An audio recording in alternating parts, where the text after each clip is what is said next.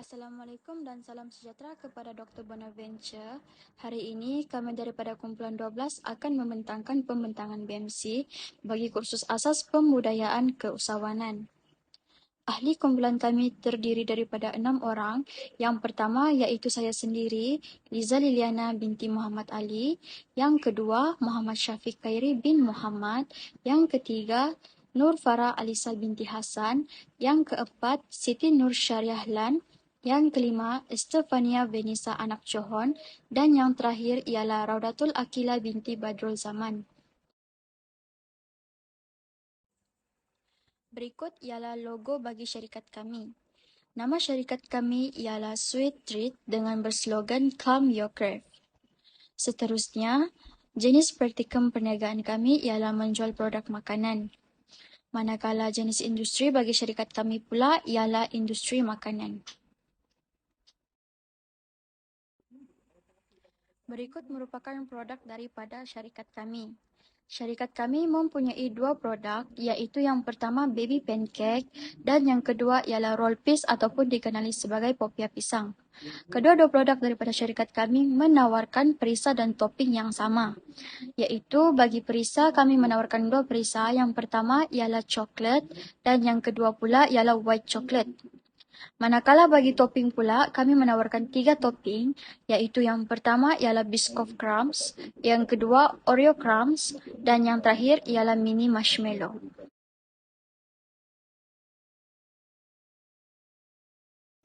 Baiklah, yang seterusnya adalah berkaitan dengan idea bisnes. Kami dapat mengenal pasti idea bisnes ataupun idea perniagaan ini daripada pemerhatian terhadap masalah, iaitu peluang ini datang daripada pemerhatian yang kami jalankan terhadap suatu masalah yang timbul di pasaran. Contohnya di sini, masalah yang dapat kami kenal pasti adalah satu jenis resepi, iaitu resepi popia ataupun roll piece dan juga baby pancake, yang mana kurang popular di negeri Sabah dan hanya popular di negeri-negeri semenanjung Malaysia sahaja. Oleh itu, kumpulan kami telah bersepakat setelah mempertimbangkan beberapa faktor yang mampu membantu, contohnya seperti kurangnya persaingan. Jadi kami telah mengambil langkah berani untuk mempromosikan resepi ini dan menjualnya di sini, negeri Sabah, ataupun khususnya di Universiti Malaysia Sabah. Assalamualaikum dan selamat sejahtera. Saya Raudatul Akila binti Badrul Zaman, nombor matriks PP21110063, akan meneruskan pembentangan pada carta organisasi atau kata lain senarai ala-ala syarikat Sweet Treat yang diususkan selepas perbincangan antara kami sekumpulan. Saya akan terangkan lebih lanjut peranan dan tanggungjawab masing-masing atas jawatan mereka pada sistem syarikat ini.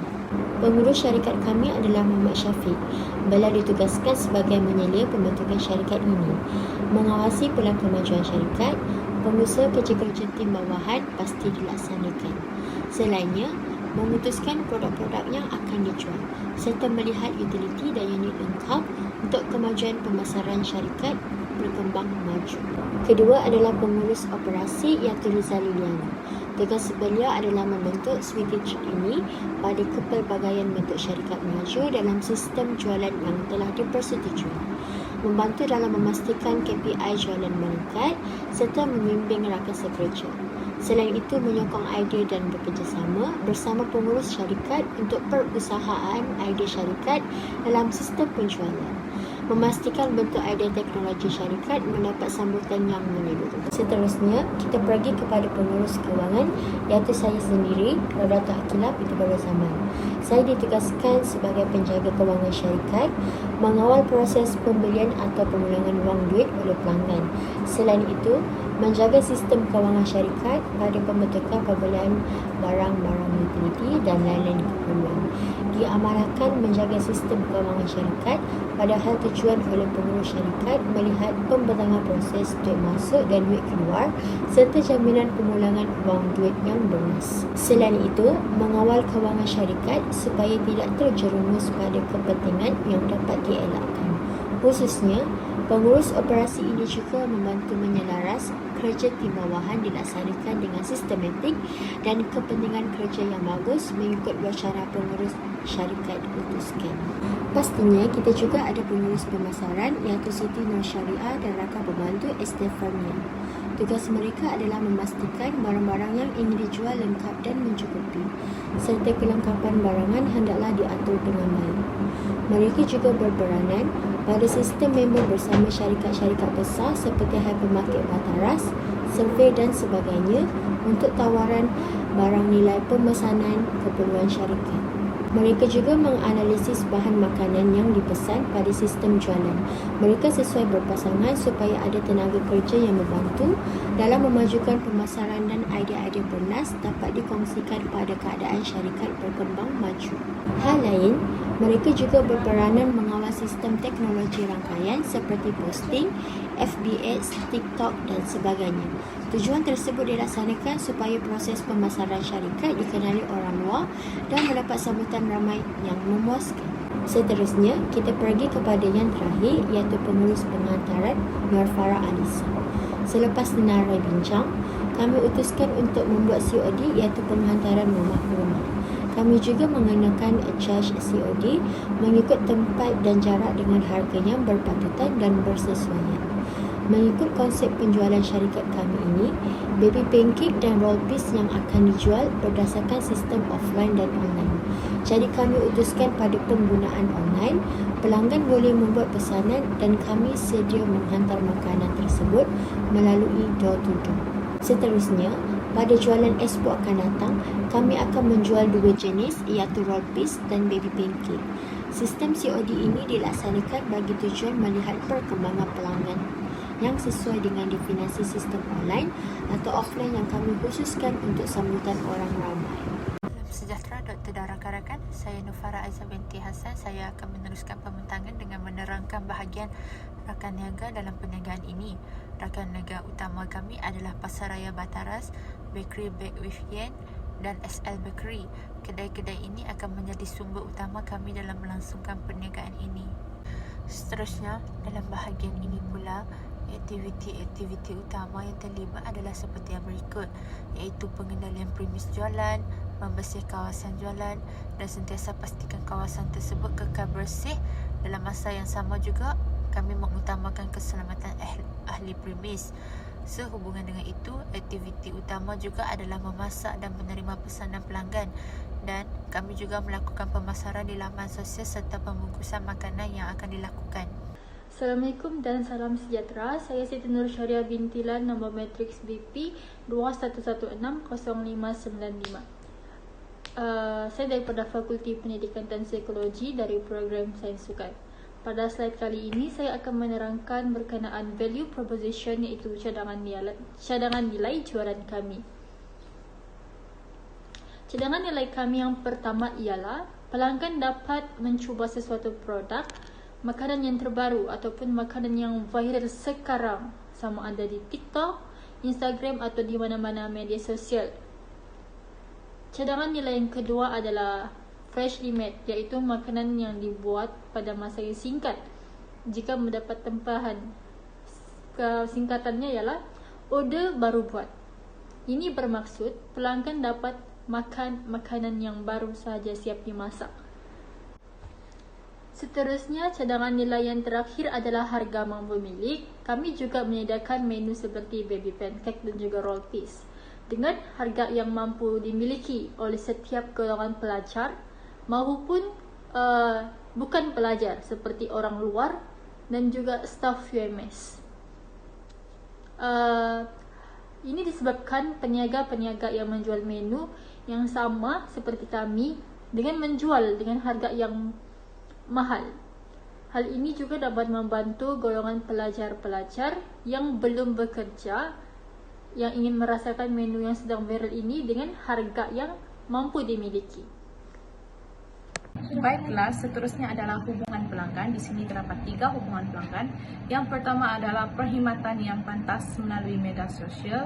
Di sini demi meningkatkan lagi keyakinan para pelanggan mengenai produk kami, iaitu sekiranya para pelanggan ingin mengetahui dengan lebih lanjut tentang produk kami, mereka bolehlah bertanya terus melalui person in charge.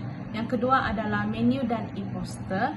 Di sini e-menu dan poster kami mengandungi banyak maklumat yang lebih terperinci dan jelas untuk memudahkan lagi para pelanggan mengetahui dengan lebih lanjut mengenai produk kami. Yang ketiga adalah hadiah berbentuk diskaun. Di sini jika pelanggan membeli lebih daripada 3 item dan ke atas, dan juga sekiranya para pelanggan tersebut merupakan pelanggan tetap yang kerap datang untuk membeli produk kami, mereka akan diberikan diskaun. Seterusnya, kita beralih kepada segmentasi pelanggan. Seperti yang kita sedia maklum, jualan ini akan diadakan di sekitar kampus UMS. Tujuan khas bagi memfokuskan pelajar-pelajar, kaki tangan dan golongan kanak-kanak seperti anak lecturer dan sebagainya.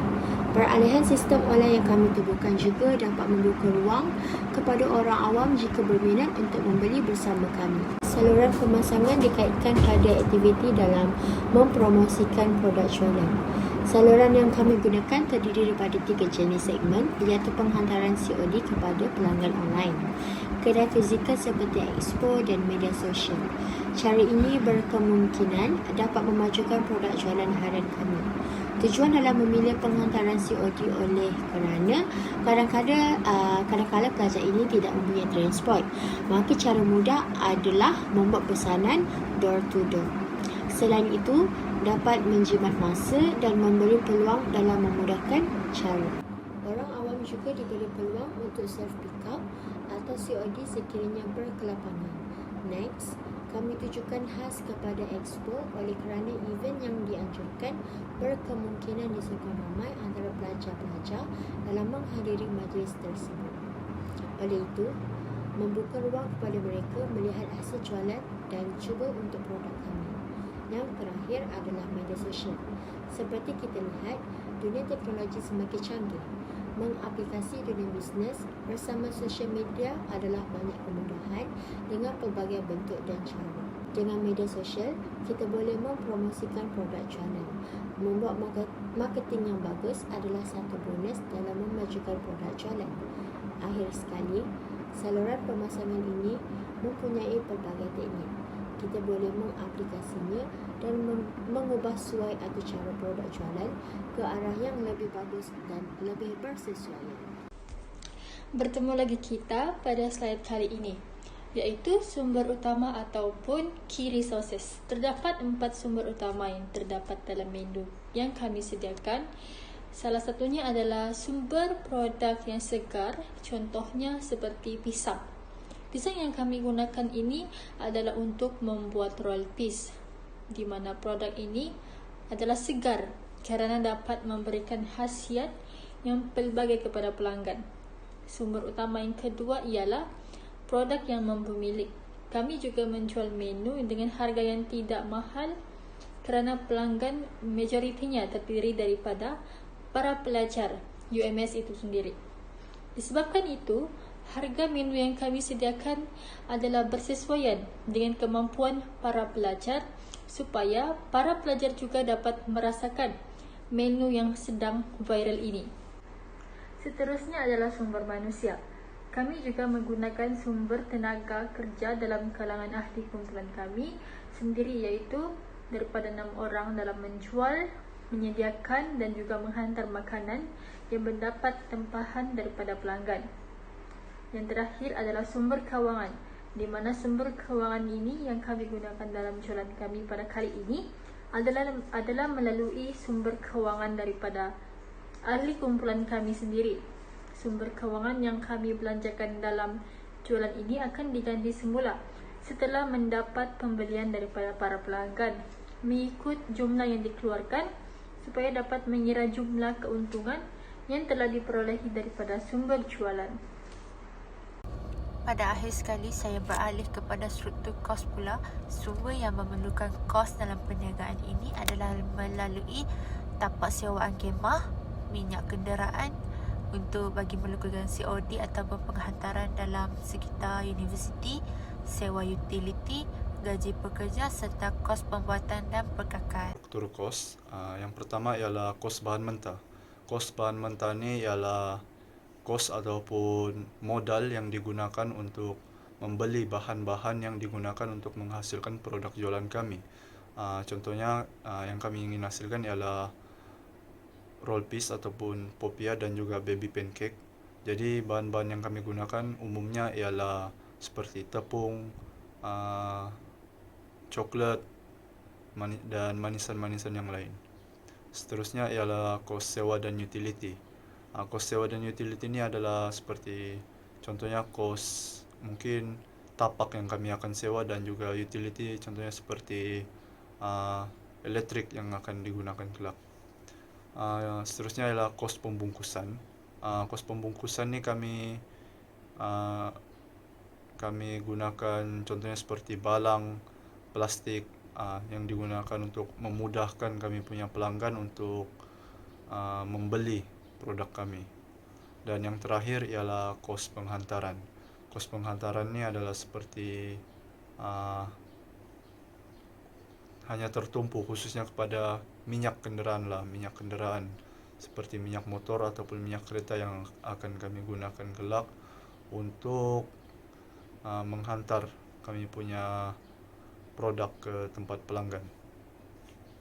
Manakala untuk aliran pulangan yang akan kami perolehi yaitu melalui perbankan atas talian, QR code, COD dan juga pembayaran secara tunai. Bagi risiko perniagaan pula, kami dapati ada 3. Yang pertama adalah modal yang terhad, di mana kami cuba sedaya upaya untuk berunding dengan para pembekal bagi pengurangan harga. Yang kedua adalah penghantaran yang lambat. Di sini kami cuba untuk mengurangkan perkhidmatan COD ketika waktu-waktu kemuncak bagi menepati masa COD tersebut. Yang ketiga adalah persaingan dengan perniagaan yang lain. Di sini kami cuba untuk membuat pemasaran secara strategik, yaitu menggunakan tema yang unik. Oke, bagi kesimpulan dan kontingensi, dengan adanya BMC ini, perancangan perniagaan akan menjadi lebih teratur dan sistematik.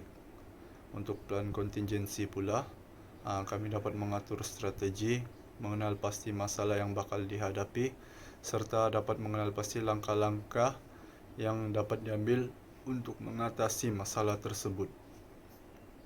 Kami juga dapat membuat persediaan dari segi fizikal dan juga mental untuk menghadapi dan mengatasi masalah-masalah yang bakal dihadapi.